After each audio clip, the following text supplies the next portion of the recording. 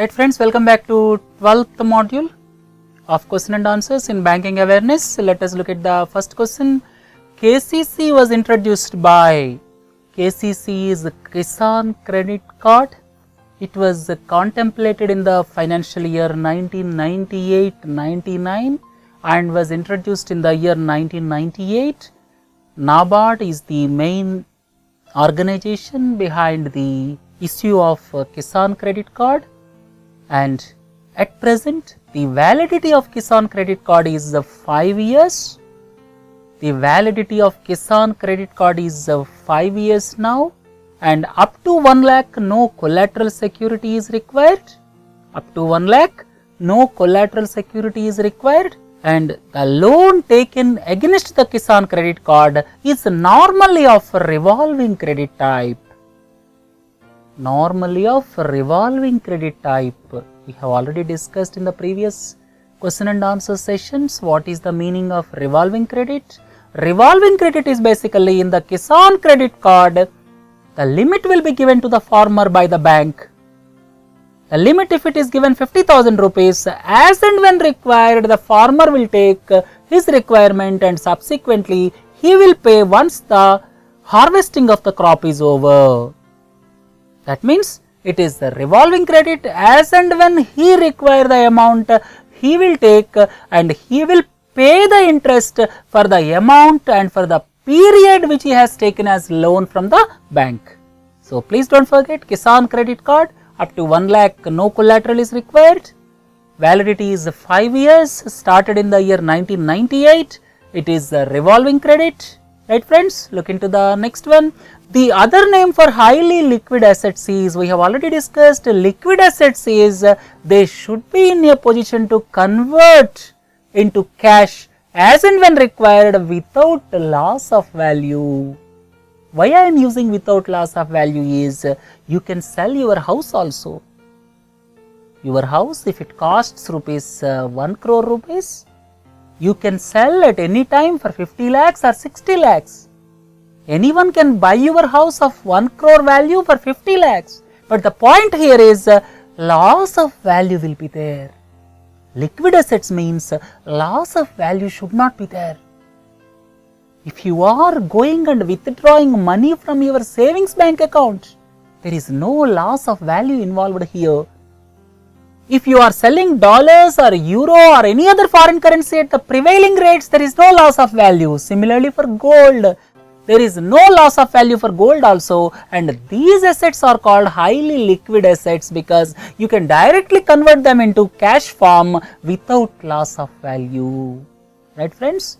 So here the other name for highly liquid assets is near money. Near money is the other name for highly liquid assets, but I would like to tell you dear money. What is dear money? Dear money is when the interest rate structure is very high. When the interest rate structure is very high, when you borrow money from market at the time, that is called dear money. The money which you are borrowing at higher interest rates is dear money. Right? Look into the next one. Credit to central government is provided indirectly by the mechanism of a statutory liquidity ratio by the banks. Statutory liquidity ratio, all of you are well aware, at present it is 21.5%. That means if bank has 100 crores of deposits, if a bank has 100 crores of deposits, it has to invest 21.5 crores in government securities.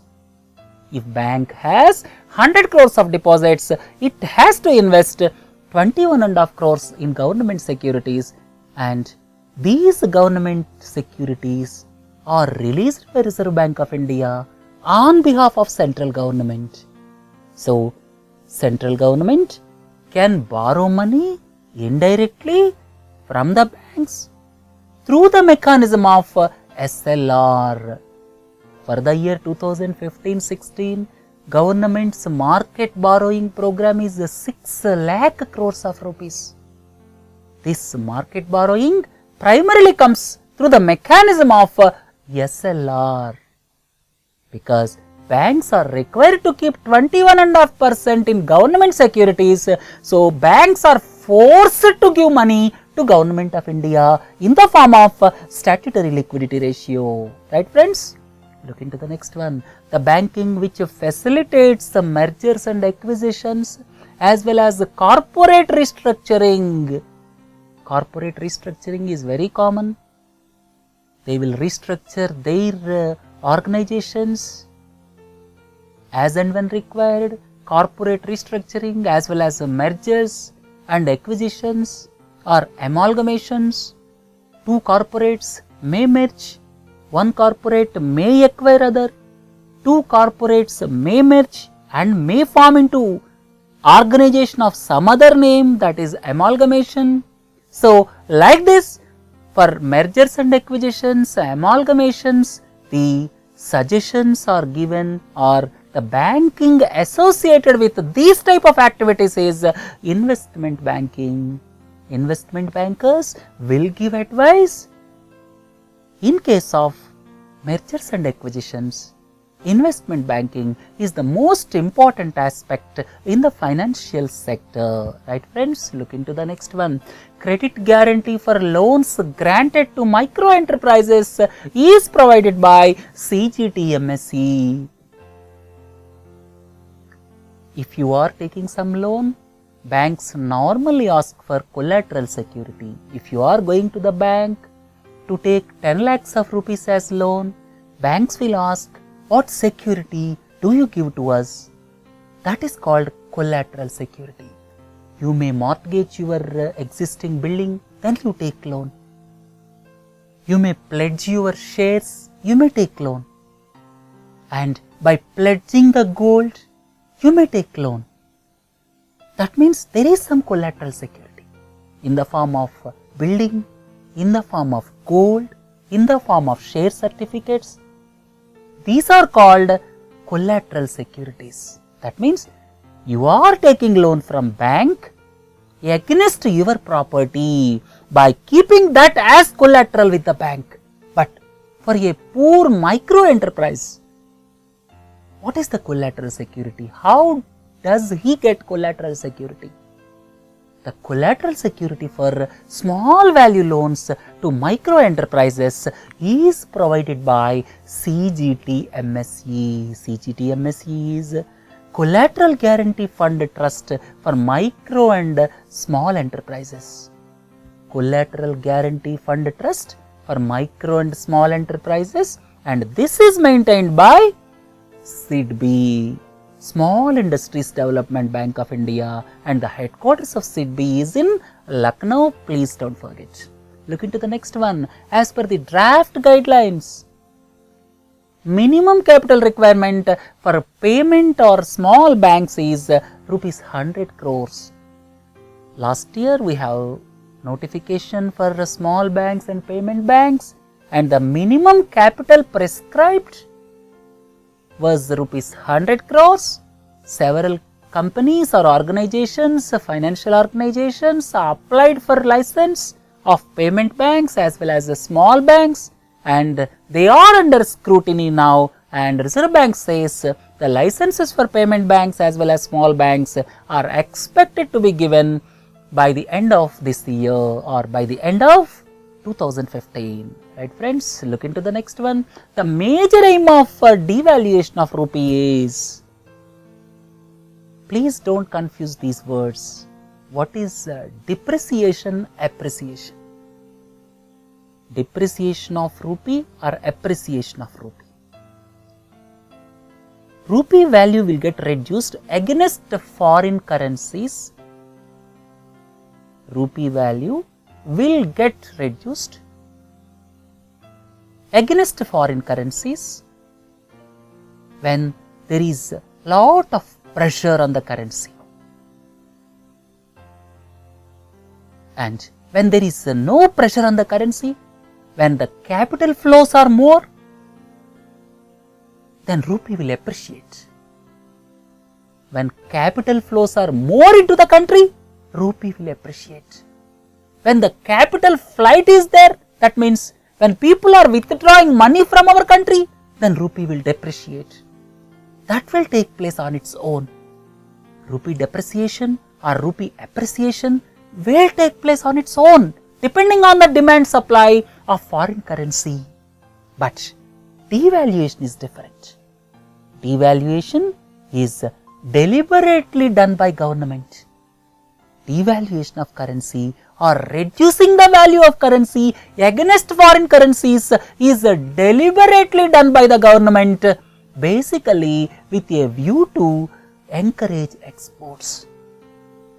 So please don't confuse with depreciation, appreciation of currencies which takes place.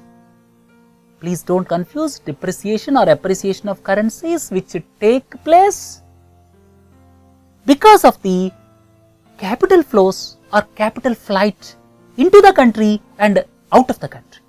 But rupee devaluation is deliberately done by government to encourage exports. Right friends? Answer here is encourage exports. Which of the following statements is not true? The first one is plastic money refers to ATM or credit cards. It's absolutely true. Plastic money, we call credit cards, debit cards, smart cards, these are all called plastic money. Second one is carbon tax is the tax on emissions from burning fossil fuels. Carbon tax is imposed on burning fossil fuels because government is in the process of reducing gaseous emissions. With that in intention, carbon tax is imposed. What are fossil fuels? Fossil fuels are coal, petroleum products. These are all called fossil fuels because of burying of fossils over millions of years. These energy resources are formed. That's why they are called fossil fuels. So carbon tax is imposed on emissions from burning of fossil fuels. Third one is PAN should be quoted on all large value financial transactions. When you are fixed depositing 50,000 rupees in a bank, you have to quote PAN. Similarly, in the budget of 2015-16, Finance Minister made it mandatory to quote the PAN number when the sale or purchase exceeds rupees 1 lakh. This third sentence is also true, and the fourth one is FTZ stands for Free Trade Zone. FTZ stands for Free Trade Zone. Here rules will be liberalized. So FTZ stands for Free Trade Zone. The given sentence here is wrong. Right friends, look into the next one. Open market operations are mainly used as monetary measure to regulate quantum of money in circulation. Open market operations are nothing but buying government bonds from the market or selling government bonds. When RBI sells government bonds into the market, what will happen? Money will be sucked from the circulation.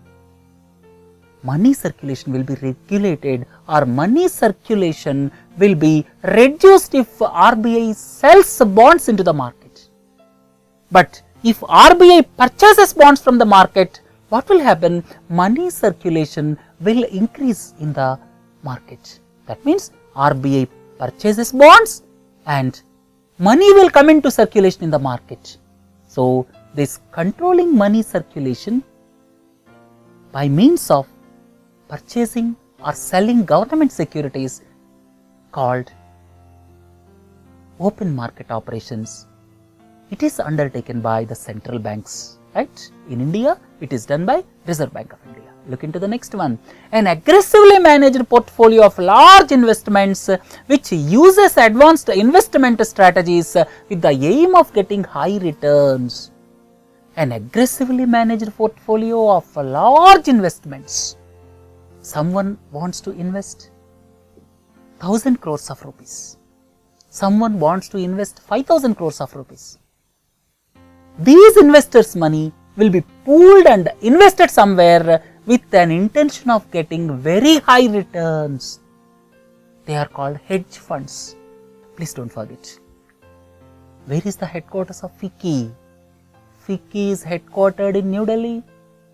FICCI, Federation of Indian Chambers of Commerce and Industry, established in the year 1927. Based on the advice of Mahatma Gandhi, this was started in the year 1927. It is a non-government organization. Several industry bodies are members of this. So, please don't forget, FICCI is headquartered in New Delhi. You normally open Demat account with a bank. The bank should be a DP with NSDL or CDSL. To invest in shares, we open Demat account. Demat account we open with a bank. Bank will act only as the intermediary, and our Demat accounts are maintained with CDSL or NSDL. CDSL or NSDL, they are the depositories.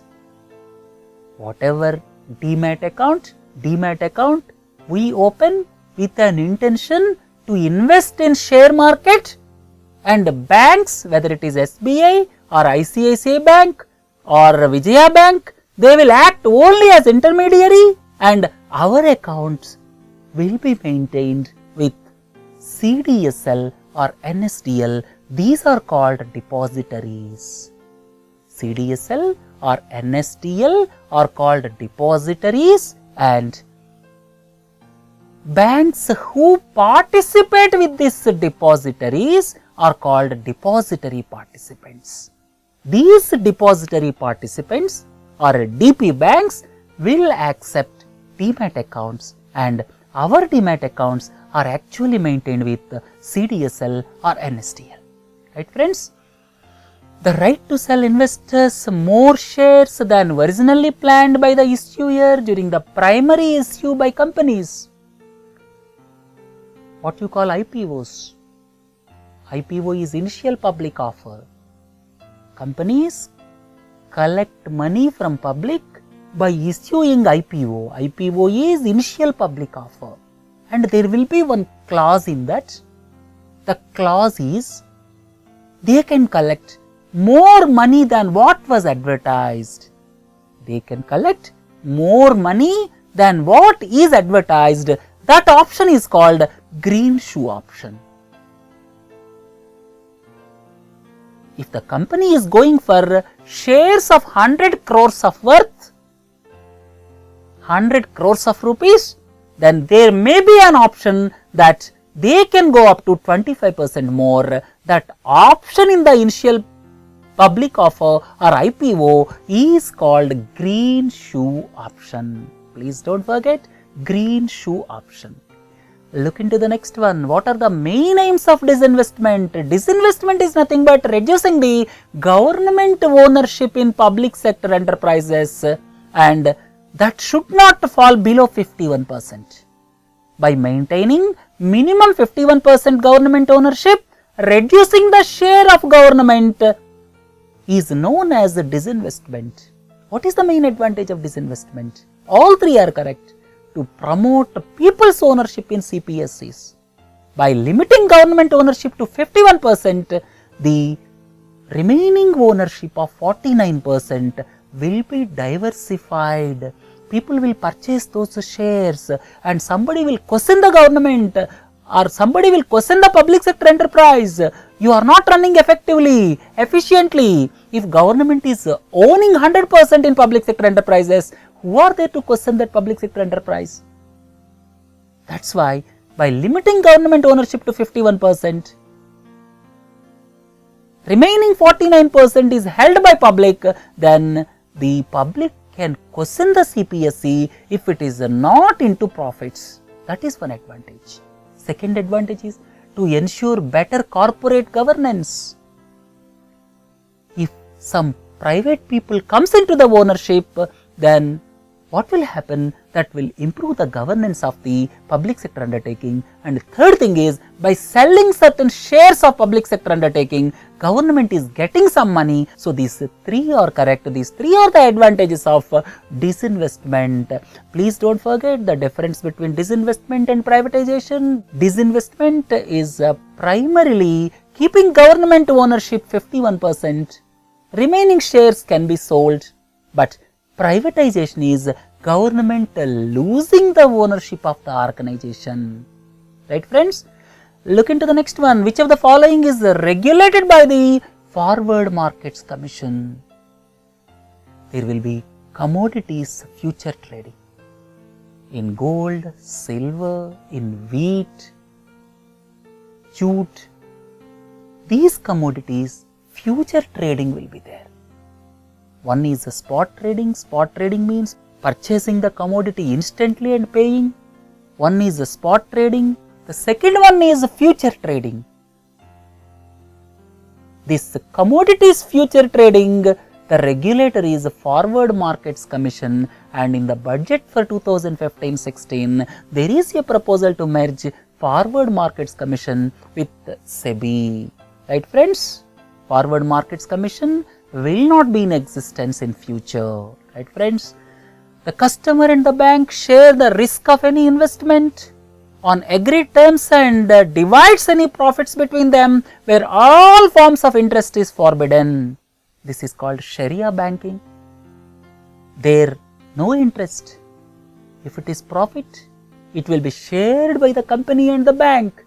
If it is loss, both have to share, and the banking which follows this principle is Sharia banking, which is in vogue in some Muslim countries. Sharia banking, interest is banned, and whatever the profit is to be shared, if it is loss, then it is also to be shared. This is the fundamental principle of Sharia banking, please don't forget. Look into the next one. Financing environmental friendly projects is known as green banking. If some bank is giving a loan to solar energy projects, if some bank is giving loan to wind energy projects, that is green banking, please don't forget. IRDAI was established based on the recommendations of Malhotra Committee. IRDAI, that is Insurance Regulatory Development Authority of India, and this was implemented from the year 2000, and headquarters of IRDAI is in Hyderabad, please don't forget. Structural unemployment arises due to technological innovation. Structural unemployment arises due to technological innovation. Let us imagine a situation because of the advent of online banking, because of the advent of financial literacy, because of the advent of digital literacy. If 80% of the citizens of our country uses internet banking, then what will happen to the bank employees? So if bank employees lose their jobs because of technological innovation, that is called structural unemployment. I am taking it as an example. Structural unemployment means because of technological innovation, if employees lose their jobs or no new jobs are created because of technological innovation, that is structural unemployment. Definitely this is the problem nowadays, because the robots are replaced by human beings in hotels. Several people are into online banking, several banks are coming up with new products online. Because of this, there may be effect on the employment, and that type of unemployment is called structural unemployment. Creditworthiness of a loan applicant is determined by creditworthiness. If I give loan to persons, bank will think on these lines. If I give loan to this customer, can he pay back? For that purpose, they will look into his age, they will look into his income and repayment capability, and they will look into nature of employment also. It is government job or private job, whether it is a stable job or unstable job. They will look into these three forms. One is the age, second one is his income and repayment capability, third one is his nature of employment, All these three comes into picture when banks assess the credit worthiness of a loan applicant when a customer approaches bank for loan. Right friends, look into the next one. Which of the following was established with an aim to protect human rights all over the world? It is Amnesty International. Amnesty International was established in the year 1961 with London as the headquarters. At present, it has got a membership of around 70 lakhs across the world, and it looks into the violations of human rights across the world. Right? Look into the next issue. Bull and bear are the terms associated with the stock market. Bull run. Sometimes when the stock market is rising, people call the share market is having bull run. When the stock market is in the falling trend, people call it the bearish trend. Stock market is bullish, stock market is bearish. These bull and bear are the terms associated with the stock market, please don't forget. The Prime Minister's radio address is called Man Ki Baat. Every month the Prime Minister is addressing the public through the public broadcasting service, that is the All India Radio, and the program's name is Man Ki Baat, please don't forget. The validity of the small account is 12 months. What is small account? When the customer is not able to give KYC guidelines. When the customer is not able to satisfy KYC guidelines, the KYC guidelines stipulate ID proof and address proof. If the customer is not in a position to produce ID proof and address proof, then still bank account can be opened, and the validity of that account with so many restrictions is 12 months, and further it can be extended by another 12 months.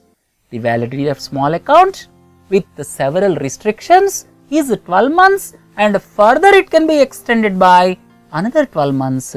And when the person is not able to satisfy KYC guidelines like address proof and ID proof, then still bank account can be opened. That is a small account, and the validity is 12 months, please don't forget. Right? Let us wind up this question and answer session. Have a nice day. Thank you.